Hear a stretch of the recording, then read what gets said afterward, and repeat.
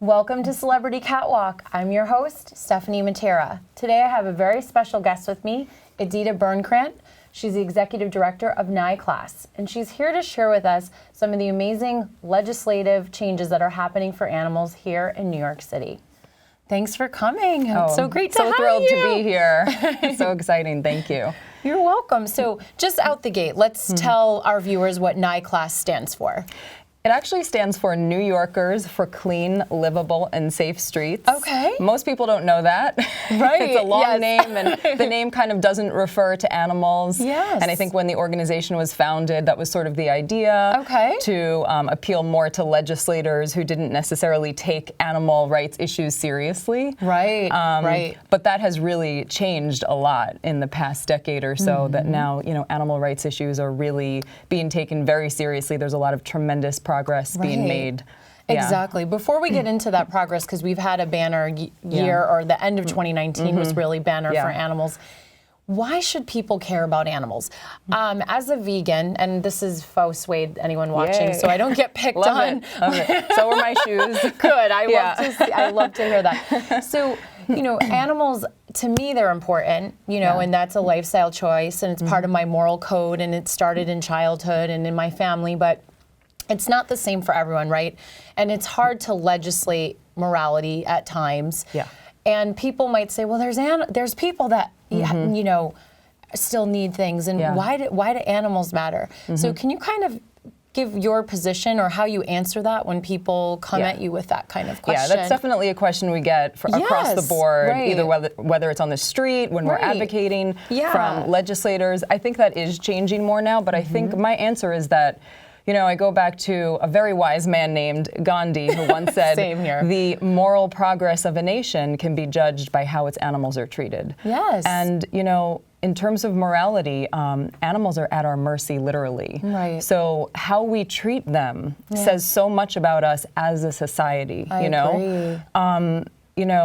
And historically, it has not been the case that animals' concerns were taken seriously. But that really has changed, and I think it's changing even more so, not just in New York, but really around the world, with really tremendous animal rights legislation. And society's views and feelings about animals have drastically changed, and people really care about animals across the board in different ways, whether it's, so many millions of Americans have pets that they consider family members, that they would do anything for them. So many people value wildlife and want to protect the wildlife. There's more and more vegans. I've been a vegan for almost 20 years, but you were an early adopter. I was, That's amazing. So veganism is like really spreading. Plant-based foods are more available. And I think that in terms of why it's important versus other issues, I see these issues as all connected. I do too. Especially concerning the environment. Now that we know that animal agriculture is one of the leading causes of climate change. That's an undeniable fact. And look what's happening in Australia, right? Oh, yes. The Amazon is burning, but the Amazon has been being destroyed for a long time before that. It's just that now the awareness about this because of the media coverage, but this has been a problem for a long time. The unbelievable resources that are wasted in animal agriculture production. And, could feed the world 10 times over. Exactly. It's really just an unsustainable way to feed everyone on the planet. And I think there is more awareness about that, and people are changing their diet. As I said, there's more plant-based food available, but I think the awareness about these issues and how it affects everyone, not only the environment, but our health. So really, I think there's so much at the root of how we treat animals, whether it's we want a planet we can live on in future generations, or better health, or just knowing that when someone, not something, I call it, animals are someones, their beings are at our mercy, when how we treat them really says everything about us, because we have the power to do the right thing. We do, right? We've been entrusted with them. I want to speak to, how you really garner the attention of, politicians. NYCLASS has done a very good job of that. You do a very good job of that, just as an individual in your own right, in addition to your role as executive director at NYCLASS. But animal people tend to get stereotyped, Right. maybe not the most professional, or they're extremists. And I think street activism serves its place, and I think I would never judge someone on how they want to show their support of an issue. Right. But when you're dealing with politicians, you have to come at them a certain way if you want to move needles for the animals. So how do you do that? Definitely. And that's the interesting thing about the work we do at 9 Class, is that we straddle both worlds. Right. We really do on the ground activism and grassroots campaigns, but we also work on changing laws and enacting laws and electing pro-animal rights candidates. So we kind of do both, which not a lot of organizations do, and I think we are pretty effective at it. And I do think there is such an important place for activism. That if you look at any social justice movement, it starts with activism. It starts with people power. The laws change in response to a changing morality of the people and demanding, look, we want changes. And you see the bodies, and you see how many people show up for an issue, and then the politicians go, we want their vote. Okay, that's a lot of people. But if we look at all of the amazing progress we've made, I mean, there was over a dozen animal rights bills that were passed and enacted into law by the mayor at the end of last year. It was really historic. I don't know of any other package that large of animal rights bills in any city, much less New York City. And that included the carriage horse heat relief bill, which finally we will no longer have carriage horses working in the worst humid heat waves, suffering intensely. I've spent years documenting what those horses go through in the summer. You've actually documented ones that have collapsed from heat exhaustion. And suffer. It was a terrible situation every summer. So that's going to end now. The horses were also moved off of traffic on 59th Street, where they were day and night, into the car-free park. There's still a lot of problems with the horse carriage industry, but a lot of progress has been made. Also, there was a ban on the sale of foie gras, which is amazing because force-feeding ducks, for those who don't know. It's purely animal torture.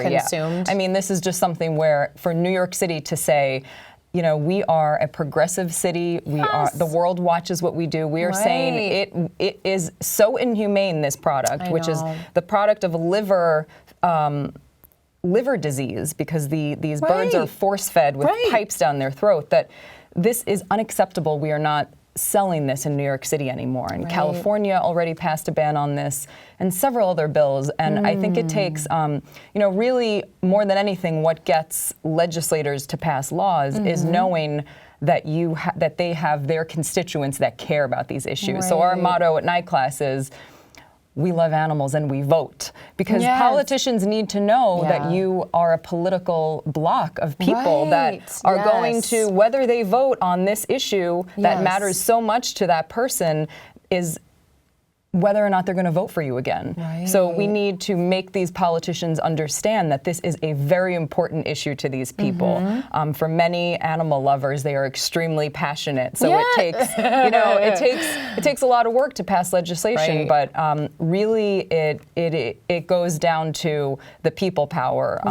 Knowing that their constituents care enough, they need to get phone calls, they need to hear from them, they need meetings. It's a lot of advocacy that goes on in passing legislation. How do you mobilize people to be part of that process? I think it's that's a lot of work also, but I think we have been doing that for a long time, just in kind of, it's a lot of grassroots work of organizing people in different communities, because we're a huge city. We're almost 9 million people. We have different boroughs, so it's just like we have a lot of grassroots campaigns, and we, form relationships with activists all over. We bring them into our network. We, we just form these relationships, and then people really care and want to stay involved and help. They feel a part of the political process. So, and that's, I think, really important, that animal rights is seen as part of a progressive agenda. And that was something that Mayor de Blasio said that was really powerful at the bill signing, that animal rights issues are seen as a social justice issue now. And I think that's so important. A big change. So important, and it is very true. It is. It goes back to the morality issue, and it goes back to how you treat society's the most vulnerable of society. Right? And they're among them. I always think children, elderly people, animals. I mean, anyone that's vulnerable, to exploit them, to harm them, is just, I don't think you can do anything, worse than that. Right, yeah, and I think most people believe the basic premise that it is wrong to cause unnecessary suffering to animals. Absolutely, you can see it in their eyes. Yeah. I mean, you don't need science to tell you this. You don't need them to be able to speak in a language that a human would understand. Their eyes, their expressions, everything says it all. Yeah. And I think it's like just coming from a place of compassion, knowing that we can make changes in our own life. We can demand of our legislators and elected officials to change the law to end animal abuse, to protect animals. So that's really kind of what we work on every day. And we have some legislation pending in the state as well. Great. Some we're actually going to be in Albany at the Capitol next week for a really important bill. Okay. Tell us you about might that. not know this, some of your viewers. It's very sad, but New York City at Madison Square Garden is planning on hosting a full-blown rodeo, right? Which many people might not realize that there is so much animal abuse and cruelty inherent in these rodeo events, specifically calf roping, which these are baby animals that really are roped violently by the neck. They are body slammed. There are so many broken bones. Purpose? Right, just for entertainment, you know? It's like there's so many other things that are far more entertaining than that. When you learn the truth about this, it's not something you want to support, and it's not something that we want in New York City at Madison Square Garden, this iconic venue. And this would be the first time in 30 years that there's been a rodeo here. So we do not want to set this precedent, especially when we've had all of these victories for animal rights. Right. So there's a really amazing assemblywoman, Linda Rosenthal. She's just a incredible. Hero for animals. She got the cat declawing ban passed. She is so dedicated to people and animals, helping them. So she introduced legislation that would prohibit rodeo acts such as calf roping, the use of metal spurs, steer wrestling, all of these horrible abusive events. So we're having a press conference and a lobby day in Albany on Tuesday, the February 11th, and we're really hoping to pass this legislation and set a precedent around the world that animal abuse should not and cannot be considered entertainment. Certainly not in New York City. We're a compassionate, progressive city. We do not want this here. It doesn't align with everything. We just made all of this progress. It would be a huge step backwards. We don't want to go backwards. And Mayor de Blasio gets a lot of flack for a multitude of issues, but let's stay focused just on animals. He really won, if we go back to that election in 2000, was it 13? Yeah. He won the election on the premise of what he would do for animals. Right. And there has been a very slow progression. And I understand government and politics, it's not one person. There's a lot of push and pull. So you really can't make a promise that something will happen because you have other people involved. But, do you feel like he really came through at the end of 2019 and it kind of eradicates some of that slow progression that we saw? Yeah. I think, he had a campaign promise that he was going to ban the carriage horses on day one. Right. And that is not what ended up happening. But like you said, there was a lot of reasons, and I think there were a lot of mistakes made across the board, but he also is, it's a democracy and we had to have the council support, and there was opposition for a lot of unfair reasons.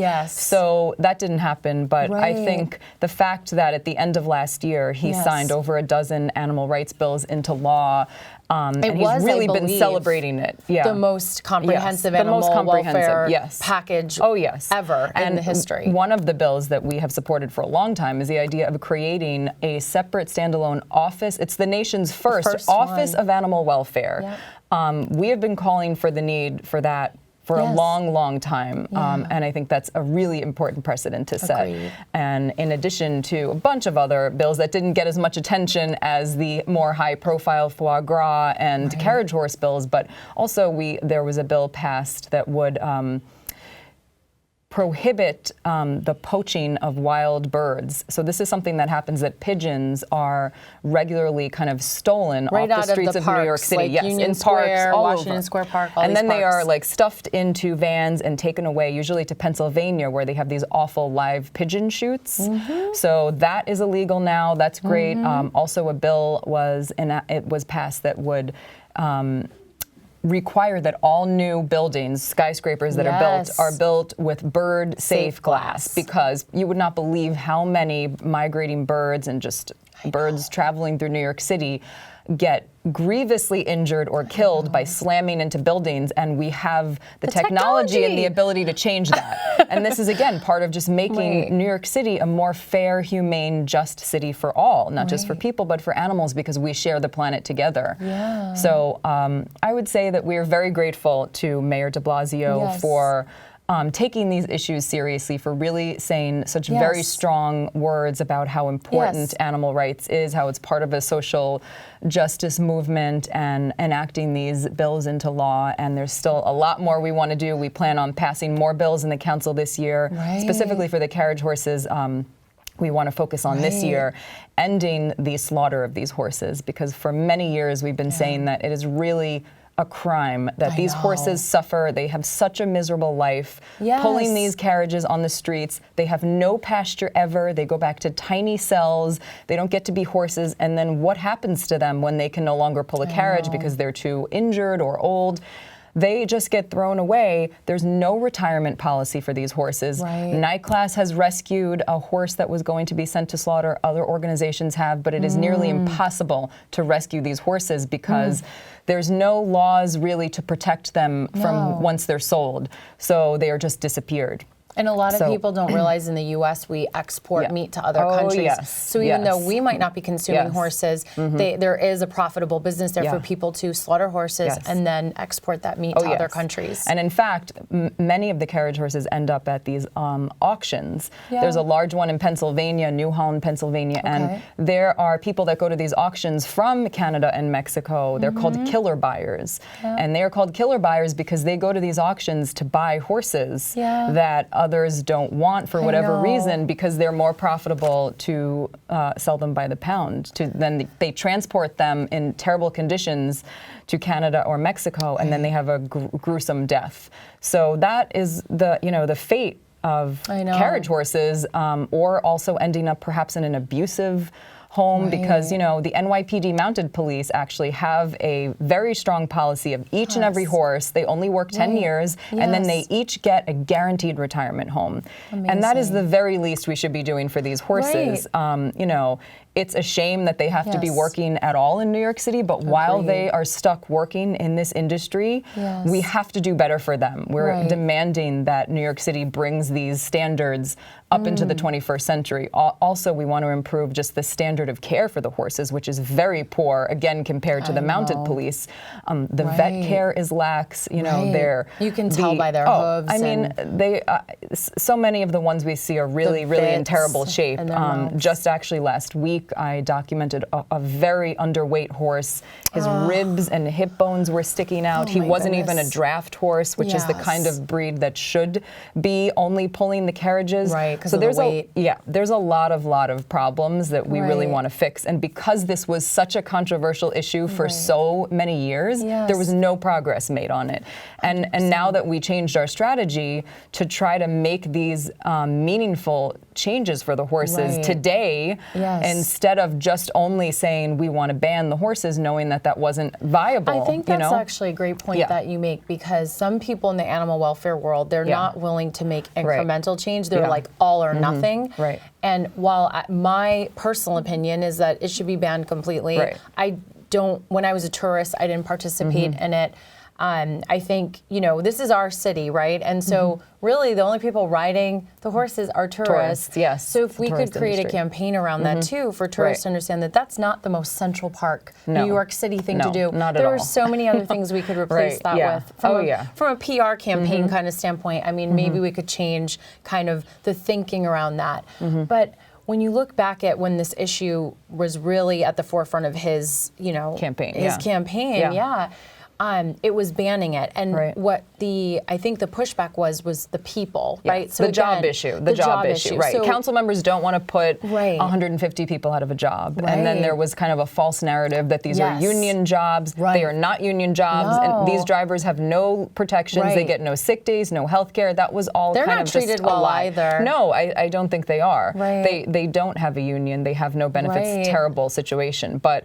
they kind of hired the Teamsters to be political lobbyists for them, and the Teamsters are a powerful, force. So, so that was part of the obstacle in passing it in the council, which is unfortunate because it wasn't based on anything true. But sometimes that's how it goes politically. But it's really difficult to have as an activist. Look, I've been a vegan and a hardcore activist. No one wants the horses off the streets more than me. But we understand that if you have an all or nothing attitude when it comes to legislation, you will also get nothing. It just doesn't work that way politically always. You have to be willing to compromise, and also as long as the legislation is helping these horses and ending suffering, how can we not do that? Exactly, because the ones that won't make it to the banishing the carriages, and they're suffering now. They're suffering now. I mean, I do not want to live through another summer of these horses just being tortured, working in the worst humid heat, burning in the sun. I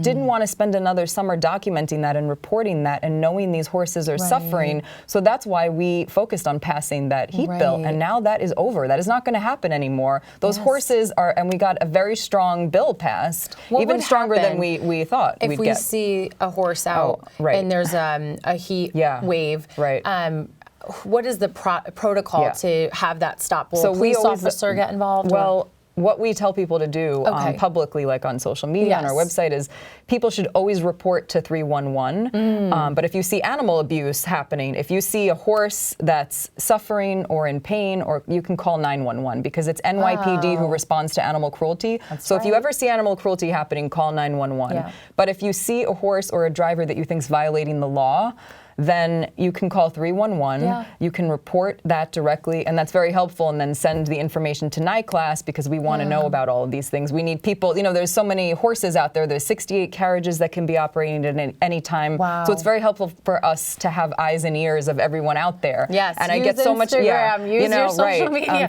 I get so many messages from people, helpful information, like, I saw this driver operating in Times Square. Is that illegal? People send me pictures, videos of horses, or that's how we find out about often about horse collapses or crashes, just from people who are using their phones and kind of being reporters and telling us about it. So it's so helpful to us. But it's 311 to report any violations, and 911 always. If ever you see an animal in trouble or abuse or cruelty happening, immediately call 911. Some people think, am I supposed to do that? Yes, you are, because NYPD is required to enforce the animal cruelty laws. So that's very important. And I don't think a lot of people know that, because that was a change also that happened. And unless you're in our world where we're constantly keeping up on this news, I think some people are very well intentioned, but they don't have, maybe the knowledge base. They're not in the animal welfare world. They just don't know, right? If you don't have the information, you don't. They want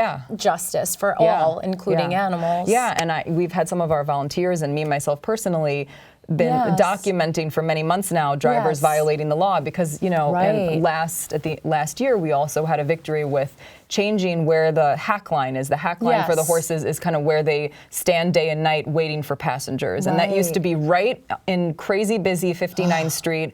It was a terrible situation for them there. So now the law was changed so that they can only do pickup and drop-offs in Central Park, which is car-free. That's a big deal. It's much better. The horses are much calmer. It's less stressful. It's less dangerous there. But unfortunately, some of the carriage drivers have been violating the law over and over again. And we've been documenting that and sending it to the city.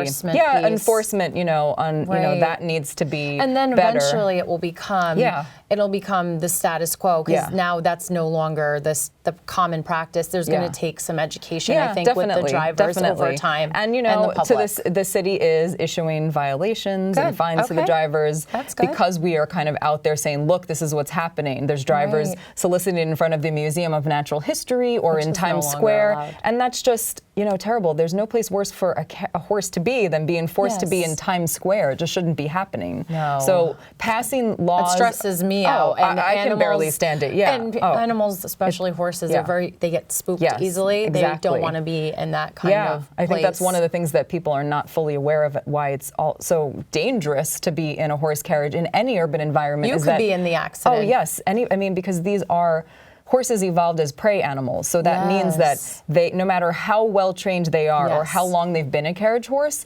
they have the instinct, because they are prey animals, that they have a very strong flight drive. So when they are spooked, they run. And that is what happens over and over again. And they can be spooked just by a couple of years ago, someone was opening an umbrella and that spooked the horse. And this horse took off down 59th Street without the driver. There were 3 tourists from Texas, 3 women, who were terrified, screaming for their life as this horse wildly galloped down 59th Street and only stopped when it crashed into 3 cars. The women had to go to the hospital. Terrible. They can be spooked by a loud noise, anything. So, you know, they're forced to wear blinders, but that only does so much. There's so much stimuli. And Times Square, there's flashing lights. It's a crazy place for the horses to be. It's totally counterintuitive to common sense, but unfortunately, common sense isn't always so common. So it's awesome that we have organizations like NICLAS dedicated to this, to changing these, you know, the processes and the status quo.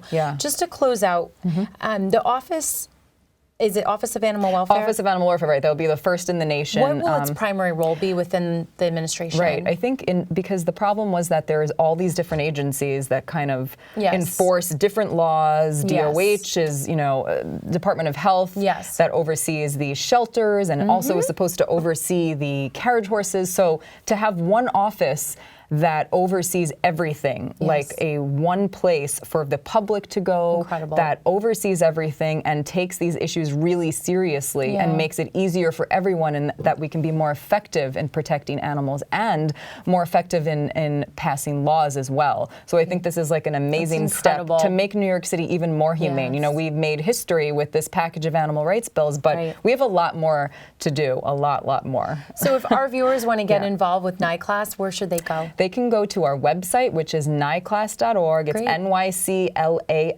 nyclass.org. Please sign up for our email list. We put out a lot of action alerts. You can follow us. Our main Facebook page is Stopping NYC Horse Abuse. And we are at NICLAS at Twitter and at NICLAS on Instagram. So we're very active on social media, and we definitely want people to join, sign up for our email list, get involved. We have so much going on to help animals in this year and going forward.